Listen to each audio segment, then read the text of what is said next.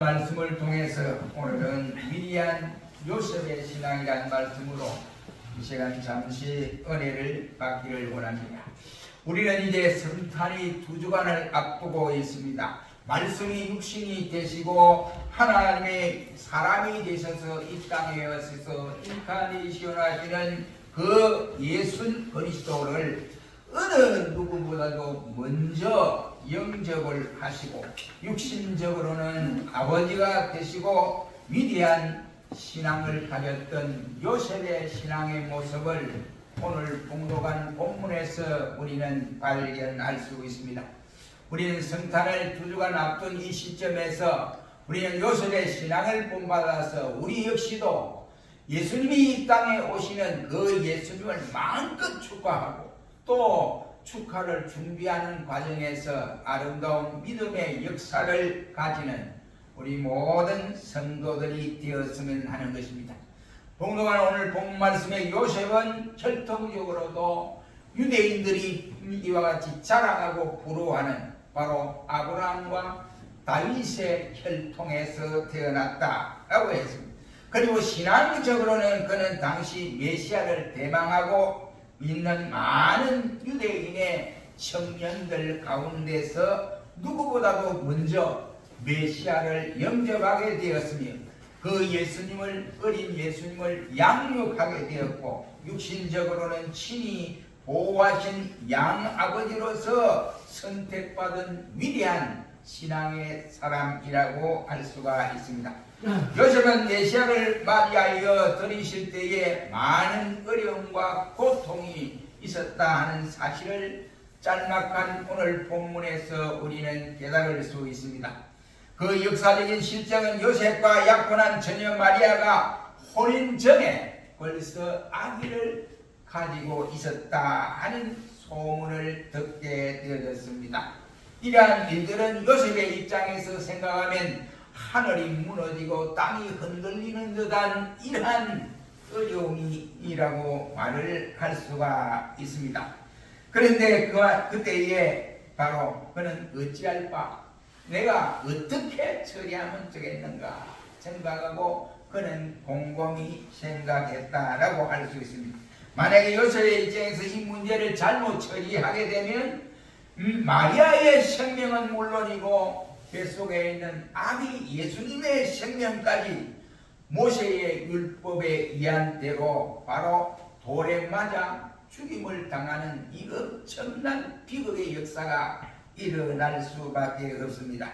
그래서 저들은 유대인들이 늘 기다리고 대망하는 메시아를 기다리고 있는 상황에서 만약 이런 현상이 일어난다고 하면 어떻게 이 일을 감당할 수가 있겠습니까? 그러나 요셉은 이 모든 문제를 신앙으로 풀어가는 아름다운 신앙의 사람이었습니다.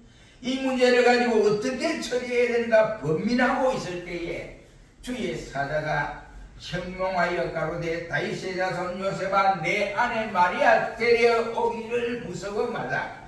저에게 잉태된 자는 사람으로 인해서 잉태된 것이 아니고 성령으로 난 것이니라 라고 말씀을 해 주었습니다. 이때 요셉은 이와 같이 어려운 난관 가운데서 어떻게 처리해야 바로 이 문제가 바로 해결될 수 있을까? 아니면 마리아를 죽여야 하느냐? 아니면 잉태된 아기 예수까지도 이와 같이 죽여야 하느냐? 이런 상황에 놓여 있게 되었습니다. 그때 요셉은 신앙으로 모든 문제를 해결하고 예수 그리스도를 바로 영접하여 보호하고 양육하는 양부로서의 선택을 받았으니 참으로 그 신앙의 인격이 위대하다라고 말을 할 수가 있습니다. 우리 역시도 요셉의 이 신앙을 본받아서 금년 이 성탄절을 맞이함에 있어서 바로 요셉과 같은 믿음을 가져 주님께 영광을 크게 돌려드리는 이와 같은 성탄이 되었으면 하는 것입니다.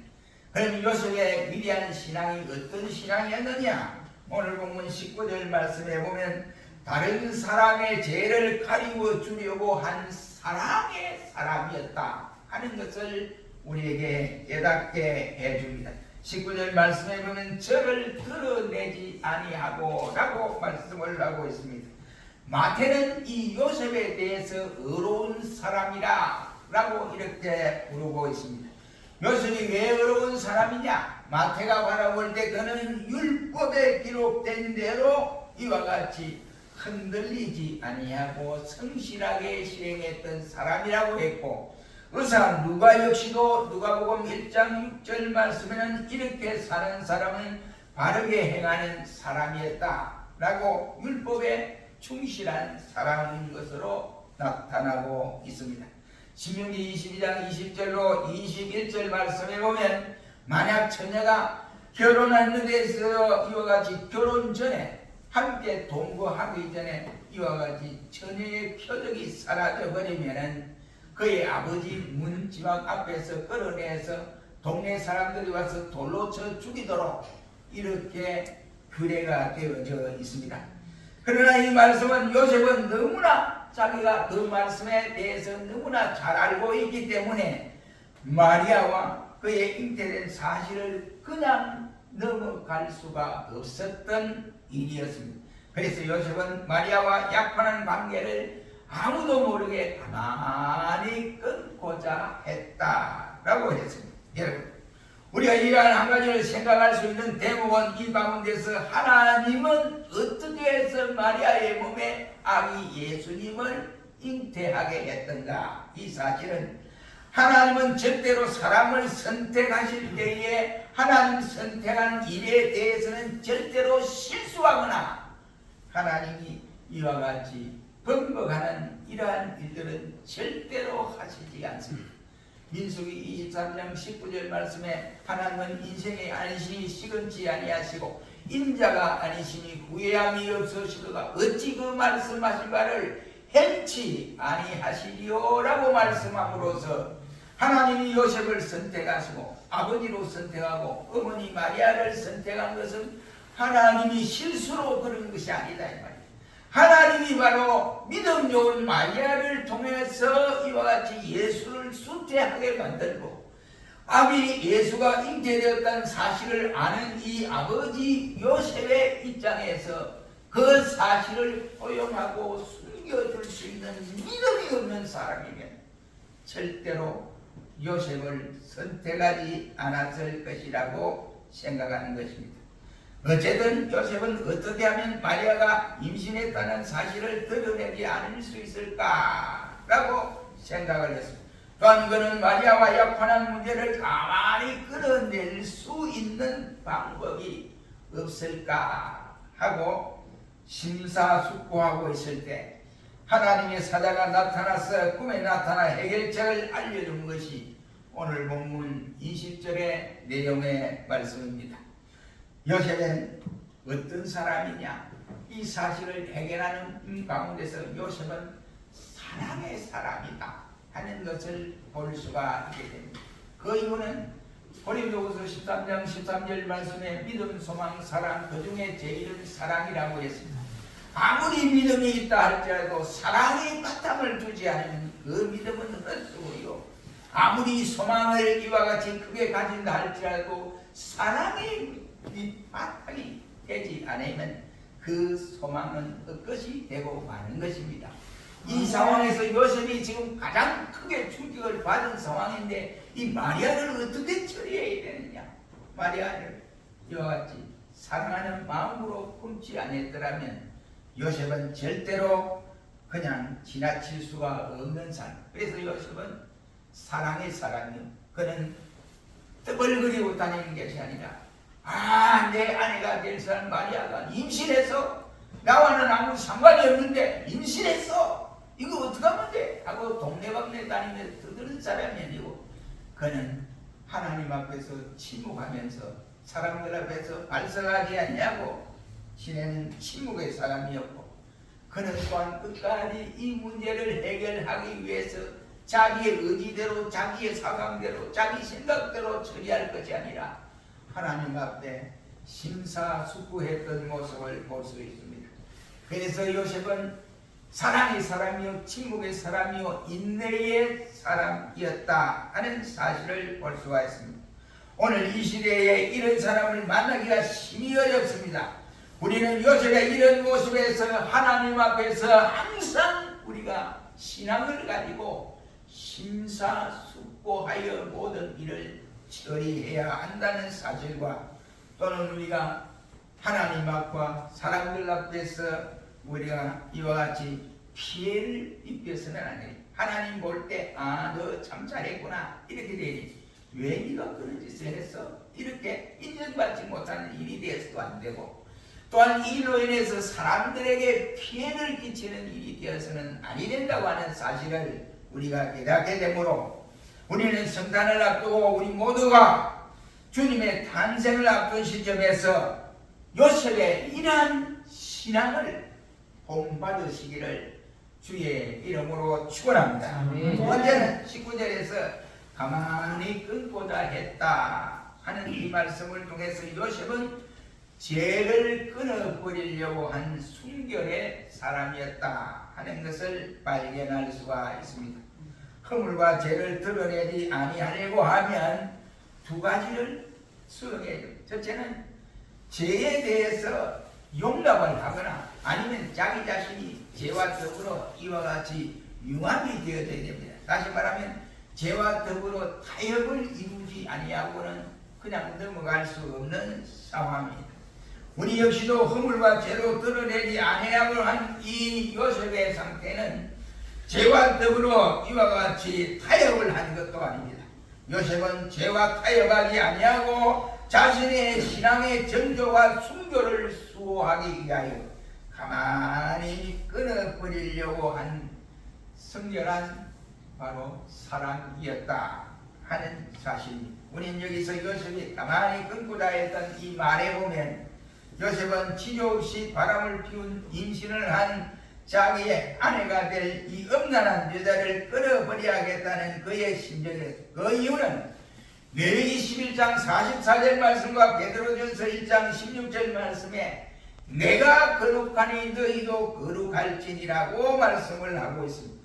그러므로 요셉이 죄를 끊어버리려고 한 것은 죄와 타협하기 위해서 한 것도 아니고 죄와 더불어 동화하여 합세하기 위해서 그런 것도 아니라 죄를 미워하며 죄를 대적하는 사상이요, 죄에서 구별되어 자신의 신앙 지조와 순결을 하수하려는 사상이었습니다.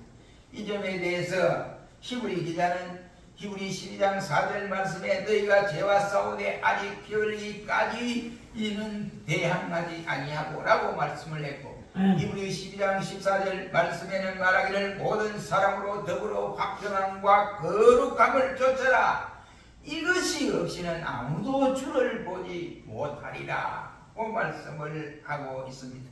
한마디로 말을 하면 성도는 어떻게 해야 되느냐, 이런 문제가, 어려운 문제가 닥쳤을 때, 요셉뿐이 아니고 우리가 다른 상황에서 어려운 문제가 닥쳤을 때 우리는 어떻게 해야 되냐, 성도는 거룩해야 한다, 이 말씀을 강조하고 있는 내용입니다. 이 거룩하려면 어떻게 되냐, 자기 자신이 순결을 유지해야 됩니다. 그리고 자기 자신이 하나님 앞에서 정결한 심령이 되지 아니하면 이 문제를 바로 해결할 수가 없다는 말이 되겠습니다. 그러므로 우리 모든 성도들 성탄을 받기 위해서 매사에 우리 요셉처럼 순결, 거룩한 삶을 지속할 수 있어야 합니다. 세 번째는 20절의 말씀에서 다같이 20절을 한번 읽어봅니다. 시작. 이를 생각할 때에 주의 사자가 형통하여 다윗의 자손으로서 내 하나님의 때를 우리를 저에게 이르는 성령으로 될 것이라. 요셉은 하나님의 뜻이라면 무엇이든지 내가 감수하겠습니다. 내가 손해를 보더라도 내가 참겠습니다. 내게 육신적인 이익이 오지 않아도 내가 그대로 시행하겠습니다, 이런 말. 그래서 20절 말씀에 주의 사자가 현몽하여 가로되 다윗의 자손 요셉아 내 안에 데려오기를 무서워 말라. 저에게 잉태된 자는 성령으로 된 것이니라 고 했습니다. 요셉이가 이 마리아가 잉태된 것이 사랑의 이와 같이 생리적으로 이루어진 것이 아니라 성령으로 잉태됐다. 그러니까 사랑과는 관계가 없다. 너와 마리아와의 관계는 성결한 그대로다. 걱정하지 말아라 하고 천사가 요셉에게 통보를 해주었습니다. 이 사실은 요셉이가 받아들이기에 엄청나게 어려운 사실이었으나 마태복음 오늘 본장 24절로 25절의 말씀에는 요셉이가 잠이 깨어 일어나서 주의 사자의 분부대로 행하여 그 아내를 데려왔으니 아들을 낳기까지 동침하지 아니하며 아들을 낳으며 그 이름을 말씀 그대로 예수라 하니라고 하셨습니다. 만약에 요셉이가 믿음이 없었다고 한다면 아기의 이름을 자기 마음대로 지었습니다. 천사가 통보한 대로 예수라고 지어라 하는 그대로 짓지 않고 자기 마음대로 했을 것이라. 그러면 하나님이 하시고자 하는 그 뜻과는 반대 방향이 될 수도 있습니다. 그러나 요셉은 그러하지 아니하고 주님의 뜻이라면 내가 무엇이든지 그대로 받아들이겠습니다. 이런 신앙이었다. 이런 말입니다. 만약에 요셉의 신앙의 사람이 아니고 이와 같이 겸손한 사람이었거나 그랬다고 했다고 한다면 마리아와 아기 예수님의 생명은 사람들에 의해서 던진 돌에 의해서 죽을 수밖에 없는 상황이었습니다. 그는 하나님의 뜻이 어디에 있는가 하는 것을 깊이 생각했던 사람이다. 이 말. 하나님의 뜻과 지시를 기다려 그대로 실천을 옮기는 신앙을 가졌던 모습을 요셉을 통해서 볼 수가 있습니다. 그는 바로 기도하는 사람이요, 그는 또한 성결의 사람이요, 하나님의 뜻이 무엇인지를 분별할 줄 아는 사람이었다. 이런 말. 우리가 성탄을 앞에 놓고 우리 요셉과 같은 이런 믿음의 역사를 이루어 가야 되지 않겠습니까? 모든 문제가 생기면 기도하지 않고 자기 마음대로 결정하고 자기 마음대로 해버리고, 그런데 이게 예수적이 아니에요. 진정한 예수적이라면 어떤 작은 일이든 큰 일이든 간에 그 문제를 놓고 예수님 앞에 기도를 하며 주여 나는 이 길을 가고 싶은데 이 길이 내게는 확실히 오지 않습니다. 그러니 내가 가야 할 길이 어딘지 주님 내게 깨달음을 주셔서 내가 가야 할 길을 가게 하옵소서 하고 기도가 선제되어, 그리고 기도한 사람이라면 자기 자신도 믿음의 성결을 유지한 사람이 되어야지. 자기 신앙을 지키지 않으면서 좋은 것은 하나님 앞에 달라고 한다면 예수님이 그 응답하겠습니까? 야, 너는 어떻게 좋은 것만 달라고 그러냐? 너는 하지 않으면서 그거 아니지 않냐? 이럴까 아니야. 그리고 하나님의 뜻이 무엇인지를 분별할 수 없는 사람이라면 주님의 원하는 그 길을 걸어갈 수 없어요.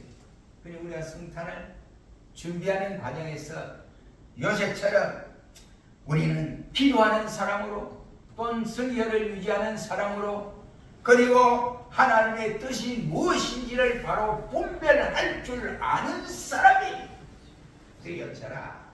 이란 말씀. 우리 모두 요셉의 이러한 점을 본받아 살아가면서 인정받지 못할 일이 아무데도 없습니다. 이렇게만 살아가면 먼저는 하나님 앞에 인정받을 것이고 우리 주위에 많은 사람들에게 그래 저 사람처럼 저렇게 믿어야지, 그렇게 하지 않으면 안 된다.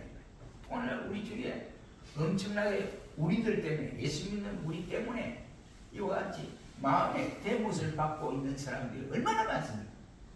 그래서 성탄절에 한 가정을 초청을 하고 기도 좀 있는데 제가 슬쩍 문을 한번 떼봤어요. 떼보니까 한 말이 어이 목사님 하지 마세요. 나 그냥 못 갑니다. 왜 못 가는데요? 우리 교회가 어떤지 모르잖아. 아, 목사요. 그렇게 하는 말이에요. 아유, 내 사촌이 말이에요. 목사님 말이에요. 그분이 뭐 어떤지 모르지. 자기만 생각하고 남들은 생각도 안 해요. 자기만 위해서만 독시적으로 살아간다. 그 사람이 사정이 따로 있겠지. 목사님 사정이 따로 있겠지. 목사님이 설마 당신 생각대로 그렇게 하겠느냐. 그랬더니 그래. 그래서 내가 교회하고는 땅을 쌌다. 이러시더라고. 우리 때문에 천국을 가로막고 있어도 되겠느냐. 천국문을 가로막고 있어서는 예수님 앞에 가서 너 뭐하다 왔냐? 그래서 내가 천국문을 가늠하고 앉아있었습니다. 이럴랍니까? 이 큰일난 소리. 예수님이 좋아하겠어요? 우리가 누구를 위해 살아가냐? 나를 위해 사는 것이 아니고 주님의 영광을 위해 살아가지 않습니까? 주님의 뜻을 분별하면서 그 뜻대로 실행에 옮기는 삶을 우리가 살아가냐? 그러려면 많은 사람들 앞에 본이 되는 신앙을 유지해야 한다라고 생각합니다. 아멘. 그러면 우리는 구주 성탄을 앞에 놓고 준비하는 과정에서 요셉과 같은 위대한 신앙을 소유하시기를 주의 이름으로 축원합니다. 아멘. 거룩하신 주님, 우리가 이 땅